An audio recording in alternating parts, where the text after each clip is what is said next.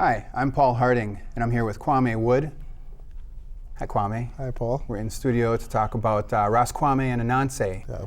And we're going to hear some music and talk a little bit about what you guys are doing now, as well as some of your background. Let's start with that. Okay. You're from Ghana. Yep. And growing up there, you got into music pretty young. Yep, like 9 years old, yeah. Okay. And how did that start? Well, I believe in the neighborhood that we lived in, there were these guys, their family was like very musically oriented, so they had a piano in the house, so they practiced a lot, and one day they invited me to come and sing. Okay. So ever since, we stuck together, went to college together, and then we started playing student pop chain competitions and stuff. And then we won in 1977, so... Okay, with original music? Original music, yeah. So from then on, I knew that was my path, I had to do music. Cool, so you started off singing. Singing. And then how did you get into the drumming? Well, we had a gig one time and the drummer never showed up. And so the guys were like, you can keep time, just keep the time, let's go, let's get this over with. And sat behind the drum set, and ever since. Okay, straight into the fire. Singing, yeah. yeah. I don't know how I did that, but I've been playing and singing ever since. Okay. Yeah. And so what was the style of music that you were playing there as a youth?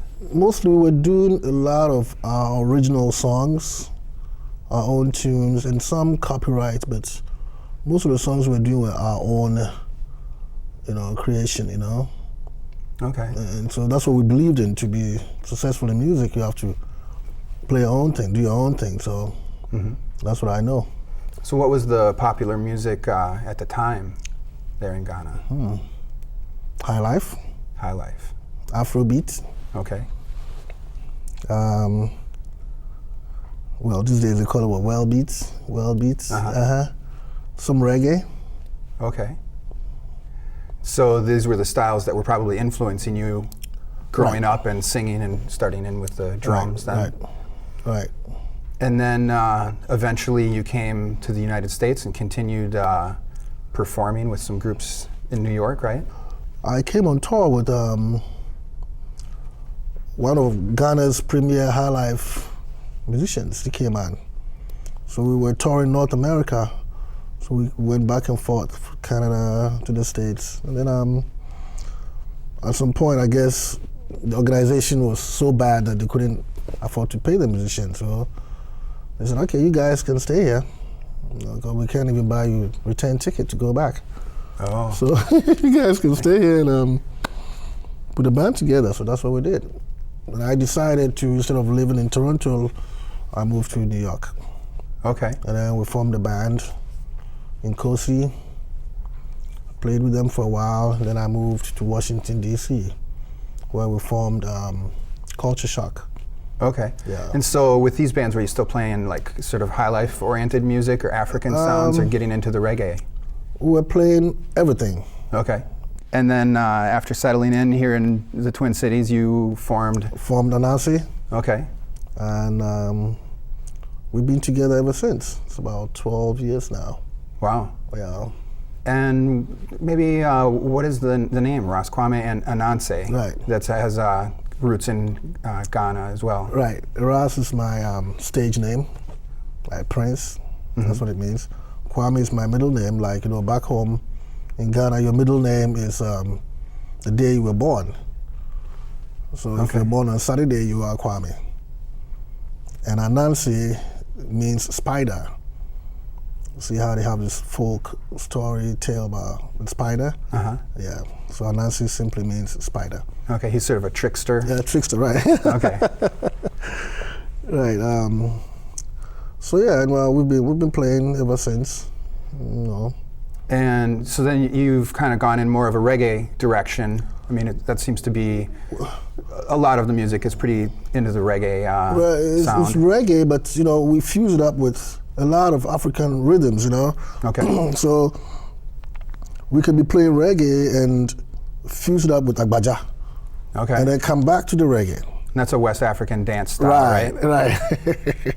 And so I like to do that a lot so that we don't forget that, you know, the drum part of it, the drumming part. So we can be playing reggae and then we can divert the whole thing into drumming and then come back to the sky. You know, there. Cool. Yeah. So is it difficult to blend those different, I mean, because some very different rhythms, right? Different rhythms, yeah. And so is that sort of hard to work together, or does it come very naturally? It comes naturally, actually. Okay. Well, the 3 songs that we're hearing today, maybe you can talk about those. Yeah, we're going to do 3 songs, 2 from my first album, and then 1 from the new album that's coming out this late summer. I think the first track is Valley Deep, Okay. which is roots reggae.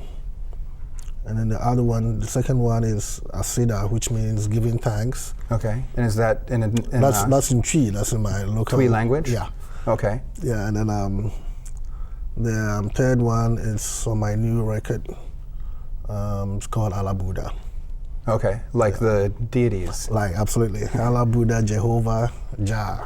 Okay. Yeah, you know, some people call him different names, you know. People call him Allah, Buddha, Jehovah. It's still one God, so put it all together. Okay, so it's a song of unity. Absolutely. Okay, across religions. Right. So, yeah. So what about the musical styles in the one that's in the Twi language and this new song? Which one? The Asida? Yeah. And the new song? Are those both not just straight reggae, maybe? It's straight reggae, actually. Okay. It's roots reggae. Okay. Like the downbeats reggae, you know? So what sort of influences are you feeling now? We talked a little bit about your influences growing up. Has that changed a lot? Are you still listening to a lot of those, or obviously a lot of reggae? You know, a lot of reggae, actually. But what is happening is like back home now, the high life music has changed. Now they're playing what they call hip life. Okay, so that's a mix of hip hop and high life sounds. Right, but with high life, there's a lot of horns arrangements, and that's what I like a lot. I like the horns part. Yeah, it makes the music rich, and they've stopped doing that. Maybe we can talk a little bit about the combination that you're playing with today in the studio. Who do you have playing with you? What's the instrumentation? Today we have the original Ananse band. We have Ben Kamal on keyboards, Lani Farrow on guitar, Bingo on bass, and then me on drums and vocals. Yeah. Now you've been in the process of recording a new album. Yeah. Maybe you can tell me a little bit about that. I'm almost done. What I have to do now is to sing all the songs again, edit, and then mix, and then. Okay. And is it a similar instrumentation or different? Similar instrumentation, yeah. Okay. So some of the same guys are playing on the record. A couple of them. Then, what are you moving in some new directions, or do you have a new message or anything like that, or have you pretty much stuck with the same sort of core to what you have been playing all along? The same message, actually. Okay, and what is that core message to your music? You know, we live in difficult times, and poverty and, you know, oppression and all that. So what my music does is I try to uplift, you know, the oppressed and people who don't have any hope, or the downtrodden, if we should say. I think that's the core of my music. Yeah. Well, it's good to talk with you today, Kwame. Nice talking to you. And good to hear the music of Rass Kwame and Ananse. Yeah. Thanks a lot for being in studio with me. Nice to see you, Paul. Thanks. All right.